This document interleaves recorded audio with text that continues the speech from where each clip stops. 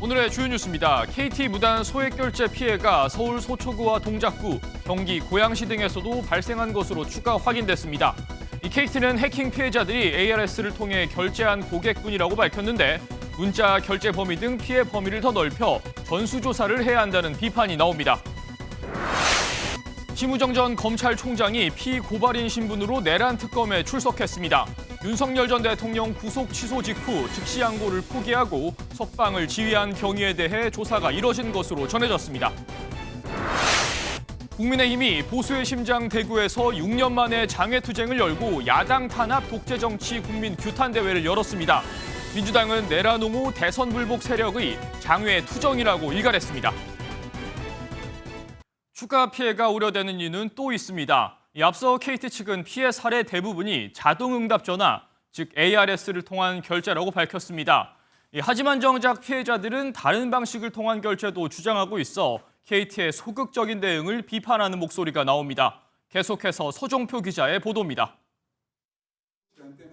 KT는 해킹 피해자 대부분이 자동응답 전화, ARS로 결제한 고객이라고 밝혔습니다.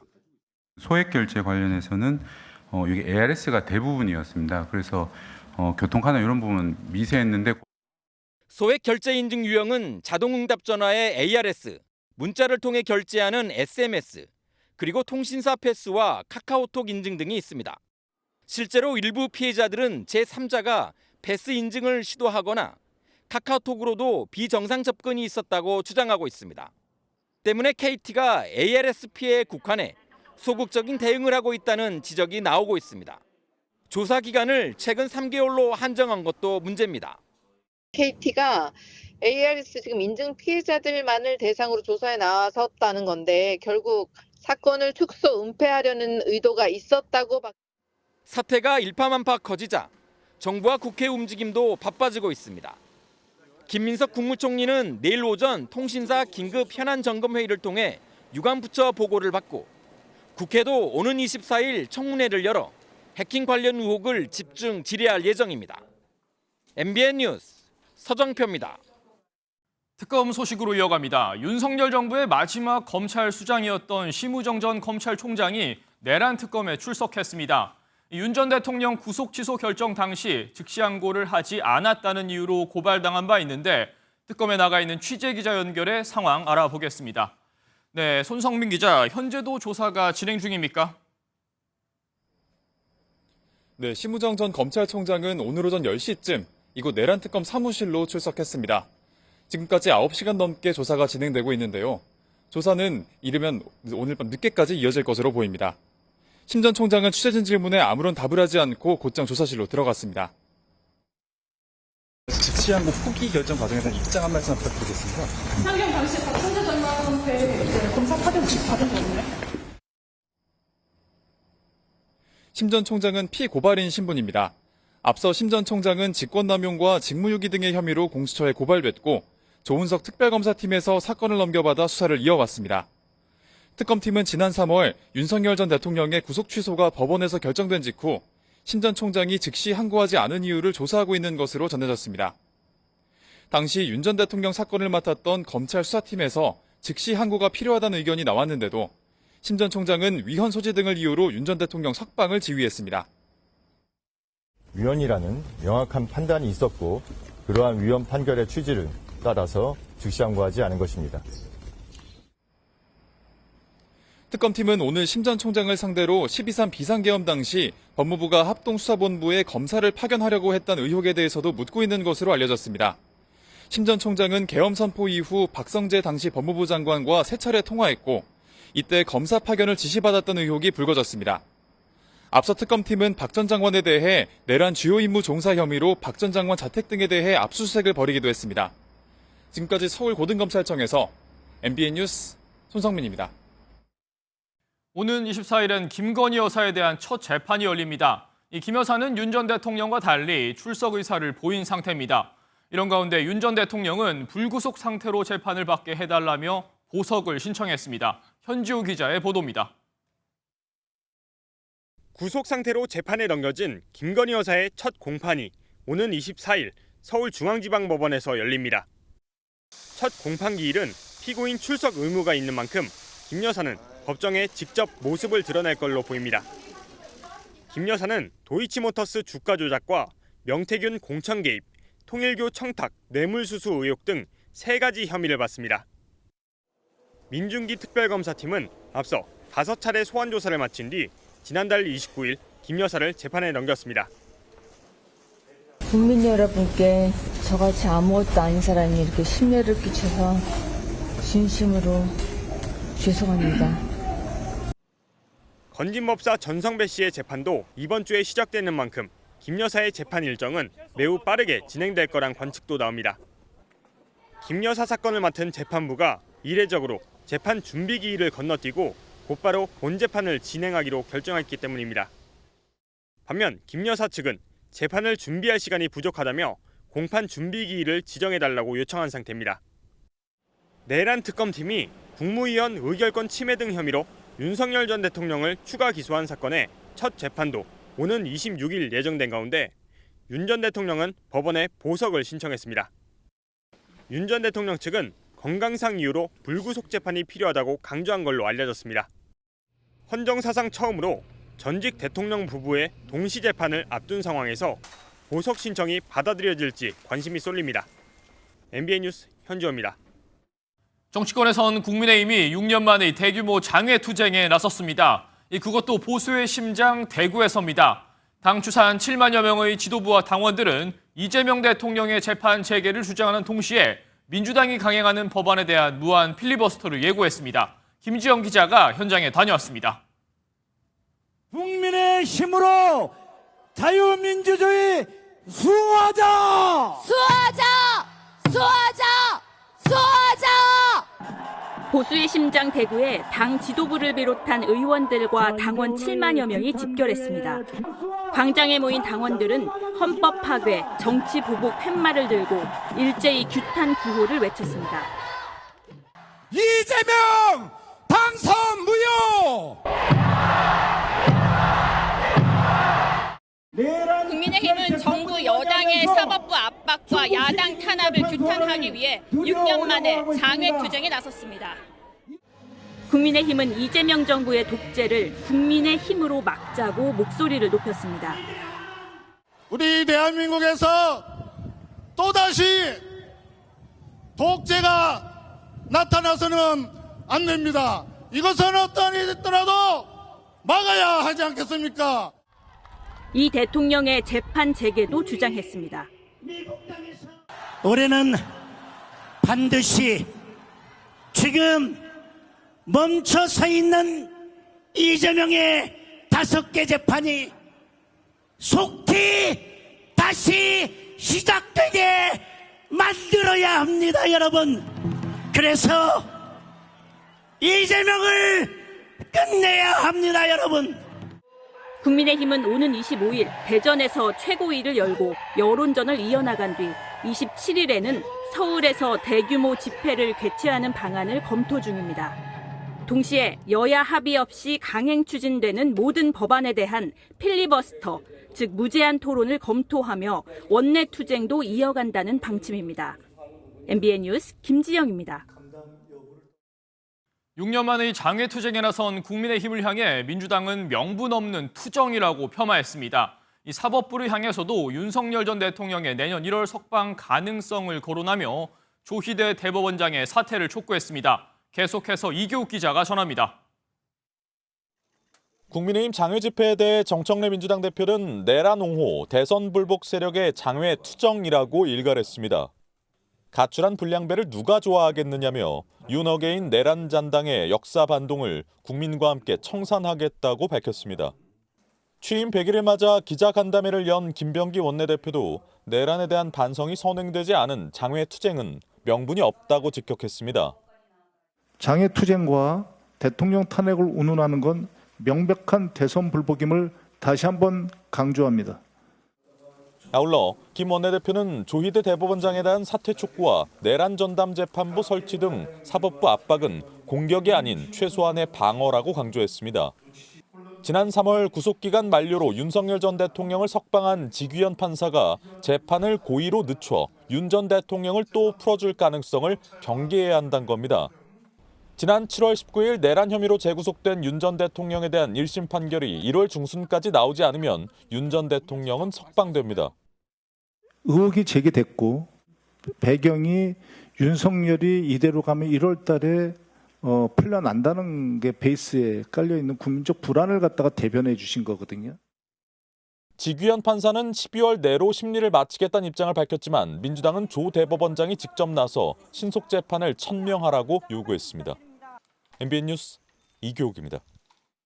유엔 총회 참석을 위한 출국을 하루 앞둔 이재명 대통령은 국방 현안에 대한 상당히 센 발언을 내놨습니다. 외국군 없이 자주 국방이 불가능하다는 생각은 굴종적 사고라는 건데 총회장에서 만날 트럼프 대통령을 향한 메시지라는 분석입니다. 서남빛 기자가 보도합니다. 이재명 대통령이 유엔 총회 참석차 미국 출국을 하루 앞두고 자신의 SNS에 강력한 자주 국방의 길을 열겠습니다라는 제목으로 올린 글입니다. 이 대통령은 1년 국방비가 북한 국가 총생산의 약 1.4배이고 세계 군사력 5위를 자랑한다면서 문화 강국이자 방위 산업 강국이라고 말했습니다. 이어 상비병력 절대 숫자의 비교만으로 우리의 국방력을 걱정할 필요는 없다고 강조했습니다. 앞서 유영원 국민의힘 의원이 국방부로부터 받은 자료에 따르면 우리 군 병사 규모는 2040년 15만 명으로 줄어드는 반면 북한은 113만 명에 달합니다. 이 같은 내용이 담긴 언론 보도들이 나오자 이 대통령이 직접 SNS 글로 반박에 나선 겁니다. 특히 이 대통령은 외국 군대가 없으면 자주 국방이 불가능한 것처럼 생각하는 일각의 굴종적 사고가 있다고 지적했습니다. 이어 외국 군대가 없으면 국방을 못한다는 식의 인식을 질타한 노무현 대통령이 떠오른다고 덧붙였습니다. 이처럼 야당 의원실 자료에 대해 이례적으로 SNS를 통해 반박 글까지 올린 건 유엔 총회를 앞두고 미국을 향한 메시지를 던진 것이란 분석도 나옵니다. 경제협력 분야뿐만 아니라 안보협력 분야에서도 미국이 한국을 괴롭힐 수 있는 카드가 여러 가지가 있다. 이런 가능성에 대해서 선제적으로 대응한 그런 메시지로 보입니다. 이 대통령의 주장에 대해 국민의힘은 북한 핵이라는 현실을 무시한 것이라며 한미동맹을 깨자는 말로밖엔 이해되지 않는다고 비판했습니다. MBN 뉴스 서남빛입니다.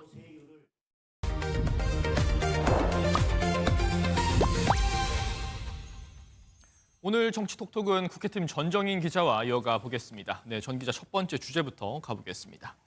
네, 오늘 취임 100일을 맞은 김병기 더불어민주당 원내대표의 모습인데 완전히 회복, 관계 회복을 말하는 것 같아요. 대충 누군지 짐작은 갑니다.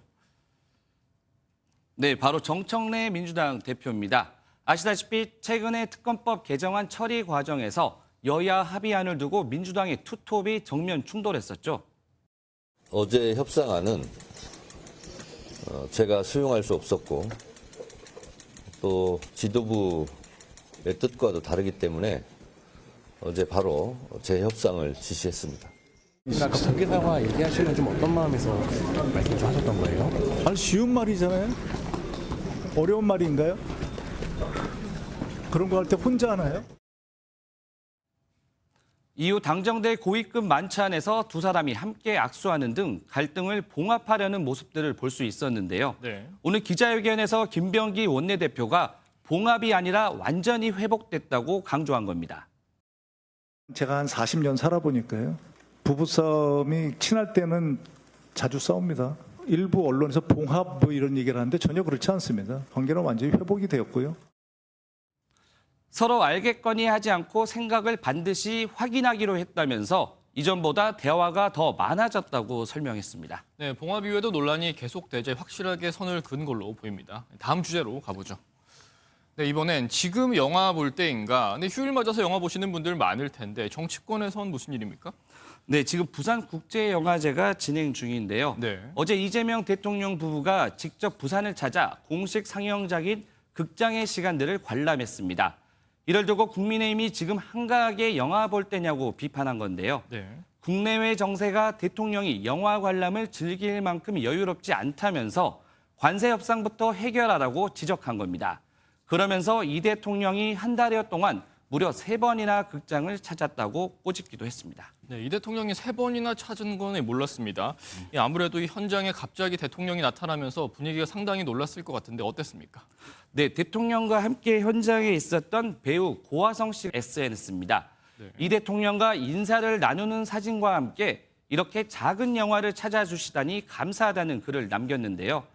빨간색 하트 모양의 이모티콘도 덧붙였는데 현장 분위기는 나쁘지 않았던 것 같습니다. 네, 다음 주제로 가보겠습니다. 네, 이번엔 무료 국수인데 누가 정치권에서 무료 국수라도 나눠준 겁니까?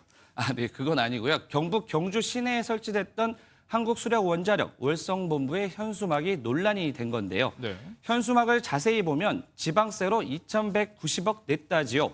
무료로 주는 국수 맛있게 먹었잖아 등의 내용이 담겼습니다. 네. 시민들을 조롱하는 듯한 내용에 경주 시민들이 발끈했고 논란이 되자 현수막은 철거됐다고 합니다. 네, 시민들 입장에서 상당히 불쾌할 수 있을 것 같은데 굳이 이런 현수막을 탄 이유는 무엇입니까?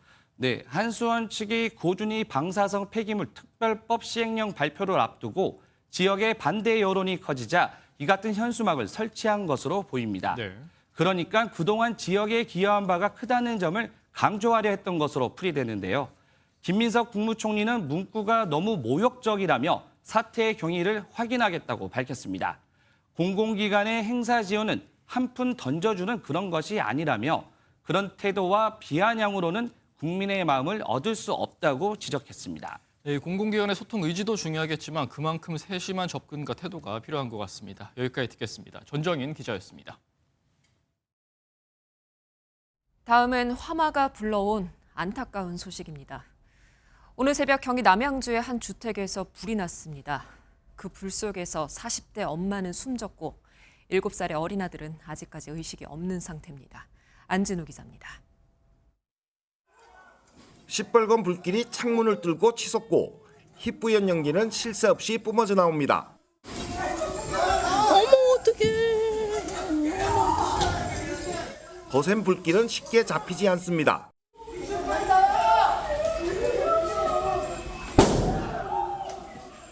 경기 남양주시의 3층짜리 다세대 주택 1층에서 불이 난 것 오늘 새벽 0시 45분쯤. 불은 45분 만에 꺼졌지만 불이 난 집에 살던 7살 아이와 40대 엄마가 심정지 상태로 발견돼 병원으로 옮겨졌습니다. 화재 진압에 나섰던 소방관 한 명도 화상을 입었습니다. 아이가 의식이 없어서 이제 119 구급대원분들이 심폐소생술을 하고 있었고 화상을 되게 많이 입으신 것처럼 보였고 결국 치료를 받던 40대 엄마는 숨졌고 아들은 아직 깨어나지 못하고 있습니다. 경찰과 소방당국은 세탁실에서 불이 시작된 것으로 보고 화재 원인을 조사하고 있습니다. 오늘 새벽 0시 40분쯤 전북 전주시의 한 다세대 주택 2층에서도 불이 났습니다. 불은 15분 만에 진화됐지만 출입구 쪽에서 50대 남성이 심정지 상태로 발견돼 병원으로 옮겨졌지만 숨졌습니다.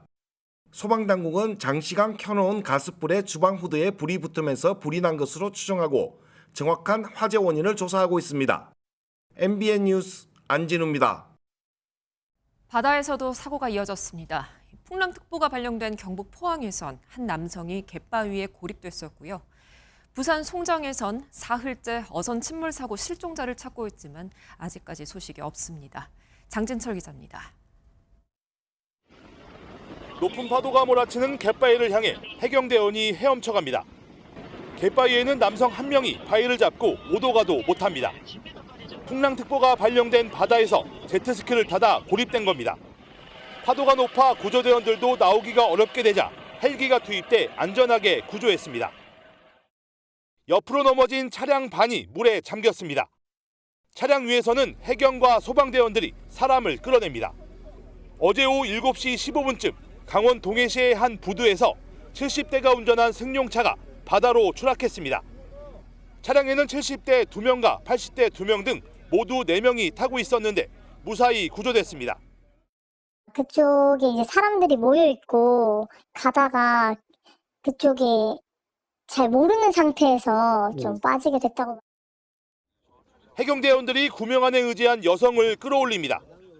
오늘 오전 2시 10분쯤 전남 여수시 하멜등대 인근에서 30대 여성이 바다에 빠졌습니다. 해경은 차박을 하던 여성이 발을 헛디뎌 바다에 빠진 것으로 보고 있습니다. 지난 19일 오전 11시 50분쯤 부산 송정 동방해상에서 발생한 제5동해호 침몰사고 실종자 수색 작업은 사흘째 이어졌습니다. 울산해경은 해경과 해군함정 6척과 헬기 2대를 투입해 인도네시아 국적 실종자 1명을 찾고 있습니다. MBN 뉴스 장진철입니다. 영국과 독일, 벨기에 등 유럽의 주요 공항들이 사이버 공격을 받았습니다. 자동화 시스템이 마비되면서 항공편 수백 편이 멈췄고요. 승객들은 오도 가도 못하는 처지가 됐습니다. 김세희 기자입니다. 영국 런던 히스로 공항의 닫힌 체크인 카운터 앞에 수많은 승객이 서 있습니다. 벨기에 브뤼셀 공항의 사정도 마찬가지입니다. 유럽에서 주요 공항의 탑승 시스템을 제공하는 미국 업체 콜린스 에어로스페이스가 사이버 공격을 받아 항공편이 무더기로 취소되거나 지연되는 사태가 일어났습니다. Maybe I don't know if it's correct 2 hours, but I'm in trouble. I don't know how to do, but all people are all the same here. 콜린스 에어로스페이스는 어떤 사이버 공격을 받았는지 공개하지 않고 전자 체크인과 수화물 위탁 시스템이 영향을 받았다고만 밝혔습니다. 보안 전문가들은 사이버 보안 기준과 공격 대비를 강화해야 한다고 강조했습니다. Backups and workarounds are really important. Also eliminating critical points of failure too. AP통신은 증거는 없지만 체계적으로 준비된 이번 사이버 공격의 배후에 범죄 조직이나 국가가 있다는 전문가 의견이 있다고 보도했습니다. MBN 뉴스 김세희입니다. 지금 중국은 위생 논란으로 아주 시끄럽습니다. 밀크티 가게 직원이요. 슬리퍼를 재료통 안에 넣는가 하면 맨손으로 재료를 휘젓는 영상이 이렇게 공개되면서부터입니다. 중국의 위생 논란은 하루 이틀이 아니지만 볼 때마다 참 놀랍습니다. 황재현 기자가 전해드립니다. 한 남성이 슬리퍼를 벗더니 액체가 가득 들어있는 통에 넣습니다. 그 통에 맨손까지 담근 남성은 액체에 들어있는 건더기를 손에 쥐고 컵에 나눠 담습니다. 중간에 탁자 바닥에 그대로 손을 닦기도 합니다. 중국 한 밀크티 매장에서 손님에게 제공될 음료를 만드는 모습입니다. SNS를 통해 이 영상이 확산되자 중국 광둥성 선전시 당국이 곧바로 조사에 나섰습니다. 昨天一条骇人听闻的视频在网上激起了轩然大波。 해당 가게는 영업을 중단했고 직원은 경찰 조사를 받고 있는데 첫 출근을 한 날 이런 황당한 행동을 한 걸로 드러났습니다. 중국에서 식품 위생을 놓고 논란이 일어난 건 이번이 처음이 아닙니다. 지난해에는 중국 대표 외식 요리인 허거 재료를 만드는 공장에서 내장을 바닥에 놓고 발로 밟아 내용물을 빼내는 영상이 공개되기도 했습니다. 또 지난 3월엔 10대 소년 2명이 허거 냄비에 소변을 보는 영상이 SNS에 공개돼 파문이 커지자 중국 법원은 이들의 부모에게 4억 3천만 원을 배상하라고 판결했습니다. MBN 뉴스 황재현입니다. 전문직 비자 수수료를 100배나 올린 미국이 이번에는 이 미국 관광에 필요한 전자여행 허가제도, 이스타 수수료도 2배 올린다고 밝혔습니다. 미국에 매년 우리나라 국민이 170만 명이 가는데요. 단순히 계산을 해봐도 500억 원 정도 부담이 더 늘어날 것으로 보입니다. 한예희 기자입니다. 9월 30일 이후 모든 이스타 신청에는 새로운 수수료인 $40가 부과된다. 미국 세관 국경보호국 공식 홈페이지에 올라온 공지 내용입니다. 미국을 여행할 때 사용하는 이스타는 별도의 비자 신청 없이 최대 90일 동안 관광이 가능한 전자여행 허가 제도입니다. 기존에는 이스타를 받기 위해 수수료 $21를 내면 됐지만 오는 30일부터 2배인 $40로 인상되는 겁니다. 지난해 미국을 방문한 한국인 관광객 수는 170만 명. 여행업계에선 이스타 유효기간이 2년인 만큼 미국 방문 계획이 있는 사람은 수수료가 오르는 9월 30일 이전에 신청하는 게 좋다고 말했습니다.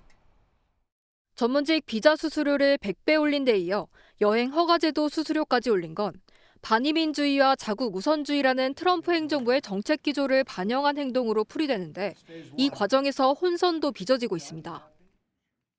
That's the policy here, $100,000 a year for H-1B visas. 불과 하루 전 러트니 장관의 설명과 달리 백악관은 수수료는 연간 부과가 아닌 일회성이며 신규 비자 신청자에만 인상이 적용된다고 밝혔습니다. 외국인 고용이 많은 미국 기업들의 우려를 의식해 트럼프 행정부가 한 발 물러섰다는 분석이 나옵니다. MBN 뉴스 한여입니다. 그리고 미국이 소액 소포에도 높은 관세를 부과하면서 우리나라에서 미국에 소포를 보내는 일이 사실상 중단됐는데요. 이르면 추석 전에 소포 접수가 재개될 것으로 보입니다. 유승호 기자의 단독 보도입니다. 미국 관세 정책 변화로 우리 우체국 국제 배송 시스템에 차질이 생겼습니다. $800 이하 제품 면세 혜택이 사라지고 미 세관이 인정한 기관에 먼저 관세를 신고 납부해야 소포를 보낼 수 있게 된 겁니다. 우체국은 미국행 소포 접수를 사실상 전면 중단했습니다. 8월 25일부터 그리고 EMS 서비스는 8월 26일부터 접수를 중지하고 있습니다. MBN 취재 결과 최근 우체국과 관세 대납 업체의 협의가 막바지에 이른 것으로 알려졌습니다. 우체국 측은 EMS와 일반 소포 모두 추석 연휴 전 접수를 재개할 수 있도록 추진 중이라고 밝혔습니다. EMS 프리미엄과 달리 일반 소포와 EMS는 소포를 보내는 사람이 관세를 부담하게 됩니다. 제가 든 이 상자에 무게 5kg, 30만 원어치 물건을 미국에 보내려면 기존에는 우편 요금만 내면 됐습니다. 그런데 앞으로는 15% 관세 부과로 4만 5천 원을 더 내야 하고 여기에 수수료까지 더해지면 부담은 더욱 커집니다. 평소 국제 배송을 이용하던 시민들은 우선 급한 불은 껐지만 관세 부담에 여전히 걱정입니다. 한국 내에서 다른 옵션들을 좀 찾으셔야 해서 불편했던 것 같습니다. 소액이지만 좀 우려를 하고 있는 것 같더라고요. 우체국은 EMS 프리미엄 서비스 만원 할인 혜택을 유지하고 기존 EMS 프리미엄보다 저렴한 상품도 조만간 선보일 계획입니다. MBN 뉴스 유승호입니다. 오늘 오감으로 가을을 느낄 수가 있었습니다. 아침 공기는 참 시원했고요. 하늘은 높고 푸르렀죠. 바깥에 나가지 않으면 반칙 같았던 오늘 시민들의 행복한 표정을 카메라에 담아봤습니다. 정지훈 기자가 전합니다. 멀리 북한산이 선명하게 보일 정도로 천명한 하늘. 푸르렀던 억새밭도 어느새 갈색빛으로 물들어갑니다. 뇌리쬐는 볕이 아직 따갑지만 바람이 불면서 긴 소매 차림이 어색하지 않습니다. 가족끼리, 친구끼리 공원을 찾은 시민은 가을 정치에 흠뻑 빠졌습니다. 올여름 유난히 많이 더웠잖아요. 근데 오늘 여기 올라오는데 바람이 시원하고 진짜 이제 가을이구나. 가을의 전령 상사와도 붉은 꽃망울을 터뜨렸습니다. 모처럼 산책을 하며 이야기도 나누고 사진으로 추억을 남깁니다. 불과 3, 4일 전만 해도 꽃대만 올라왔었는데 이 날씨가 선선해지면서 마치 붉은 융단을 깔아놓은 듯 꽃밭이 됐습니다. 꽃과 잎이 따로 핀다 해서 그리움이란 꽃말이 가을 감성을 자극합니다. 우리가 상상할 수 없는 그런 꽃말인 것 같아요. 오니까 나무도 다르고 밑에서 보니까 감도 익었고 이제는 완연한 가을이구나. 아침에는 최저 기온이 13도까지 떨어져 얇은 외투가 필요했지만 한낮에는 최고 29도까지 올라 일교차가 10도 이상 벌어졌습니다. 내일도 오늘처럼 큰 일교차를 보이며 내륙에는 안개가 끼는 곳이 있어 주의가 필요합니다. MBN 뉴스 정춘입니다. 내일부터 2차 소비 쿠폰 신청이 시작됩니다. 전 국민 90%가 받을 수 있고요. 1인당 10만 원씩 지급됩니다. 신청 기간은 내일부터 다음 달 말까지고요. 내일 오전 9시부터 시작되겠습니다. 신청 첫 일주일은 지난 1차 때처럼 출생연도 요일제가 적용됩니다. 내일 월요일은 출생연도 끝자리가 1과 6인 경우, 화요일은 2와 7, 수요일은 3과 8처럼 이렇게 순차적으로 진행되겠습니다. 이번 지급 대상자에선 상위 10%는 제외됩니다. 그래서 내가 지급 대상자인지 먼저 확인이 필요한데요. 사용하는 카드사의 홈페이지나 앱, 건강보험공단, 그리고 주민센터 등을 통해서 확인하실 수 있으니 먼저 보시기 바랍니다. 쿠폰 사용 기한 역시 1차와 함께 2차도 11월 30일까지입니다. 그 이후에는 모두 소멸되니까요. 기간 내에 쓰시기 바랍니다. 이번 2차 쿠폰 지급 규모는 5조 원에 달합니다. 그래서 유통업계의 움직임이 빠른데 그중에서도 지난번에 수혜를 받던 편의점이 또 한 번의 특수를 기대하고 있습니다. 이 내용은 신용수 기자가 전해드리겠습니다. 이번 주부터 국민 90%에 10만 원씩 추가로 지급되는 2차 소비 쿠폰. 시민들은 소비 쿠폰을 어디에 써야 할지 즐거운 고민을 하고 있습니다. 친구들이랑 밥 먹는데 쓰지 않을까 싶어요. 어느 정도 여윳돈이 생기니까. 점주들도 2달 만에 다시 찾아온 소비 쿠폰 대목을 기대하고 있습니다. 라면, 우유, 또 간식 종류 여러 가지 그런 종류가 많이 나갔는데 이번에도 또 약간의 그런 기대감은 있는 거지요. 유통업계에서도 편의점을 중심으로 손님 맞을 채비에 한창입니다. GS25, CU, 세븐일레븐, 이마트24 등 거의 모든 편의점 브랜드가 생필품 라면 등 소비 쿠폰 특화 이벤트를 선보입니다. 소비 쿠폰은 대형마트에서 쓸 수 없기 때문에 편의점은 음식점과 더불어 대표적인 소비 쿠폰 수혜 업종으로 꼽힙니다. 실제로 그동안 하락하던 매출이 지난 7월 소비 쿠폰 시행 직후 반등하기도 했습니다. 이번 2차 소비 쿠폰의 총 규모는 약 5조 원으로 예상됩니다. 9조 원가량이었던 지난 1차보다는 다소 줄어든 수준입니다. 전문가들은 그래도 소비 심리 진작과 유통업계 활성화에는 상당한 효과를 낼 것으로 예상하고 있습니다. 기본적으로 소상공인들의 효과들이 있었다라고 보고되고 있는 것 같아서 말 그대로 마중물 역할을 조금 한 건 있지 않았나 싶긴 해요.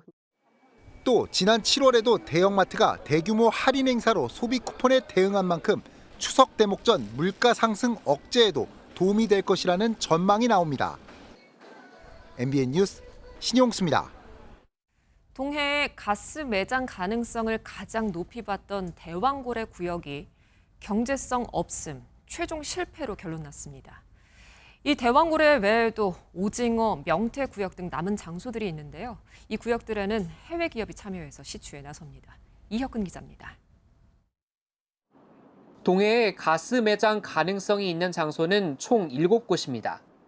정부는 1,000억 원을 들여 이 가운데 가장 유력한 이른바 대왕고래 해역을 파봤습니다.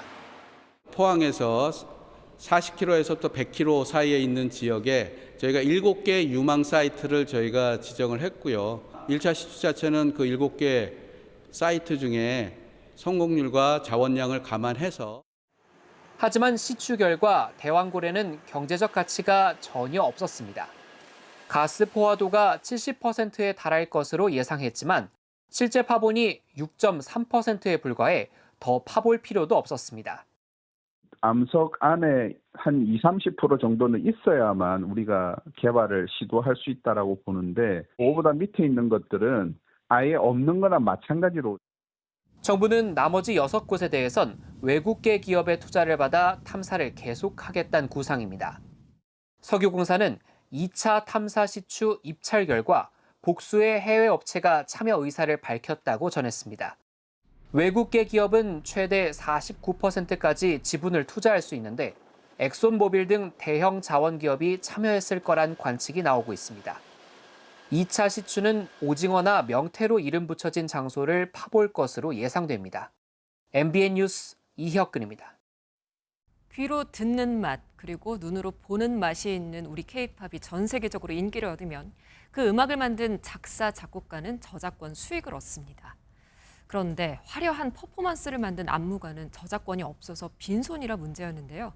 이제 수익을 얻을 수 있게 됐다고 합니다. 심가현 기자가 보도합니다. 절도 있는 동작과 호흡의 댄스로 2,600만 명의 유튜브 구독자를 보유한 세계적인 영향력의 안무팀 1밀리언. 영상마다 조회수는 억 단위지만 정작 안무팀에게 돌아가는 저작권료는 한 푼도 없습니다. 음악이나 영화와 달리 현행법상 안무는 저작물로 인정되지 않기 때문입니다. SNS상 댄스가 인기를 끌어도 수입으로 이어지지 않고 무단도용을 당해도 대응 방법이 마땅치 않습니다. 제가 안무 짰다라는 거 명시하고 사용해 주세요. 근데 이거는 안 될 것 같다 이렇게 거절당하는 경우가 굉장히 많아요. 너무 당연하게 요청할 수 있는 기본 권리거든요. 열악한 환경 속에서 최근에서야 제도적 보장을 받을 길이 열렸습니다. 재작년 말 문화체육관광부가 저작권 사각지대로 지적한 지 1년여 만에 안무를 저작물로 명시하는 개정안이 발의됐습니다. 법 통과 시 안무 역시 창작물로서의 권리를 명확히 보호받을 수 있게 됩니다. K-팝의 우리가 성공적인 무대 뒤에는 물론 작곡 작사도 있겠지만은 안무가들의 창의적인 노력이 뒷받침되어 있었는데 정당한 권리를 받을 수 있는 기회를 마련해 드려야 되겠다. 창작자가 남긴 발자취이자 다시 무대에 설 수 있는 힘, 저작권 강화가 K-문화의 경쟁력으로 이어질 것이란 전망입니다. MBN 뉴스 심가현입니다. 휴일인 오늘 청명한 하늘이 드러나면서 가을이 온 걸 실감할 수 있는 하루였습니다.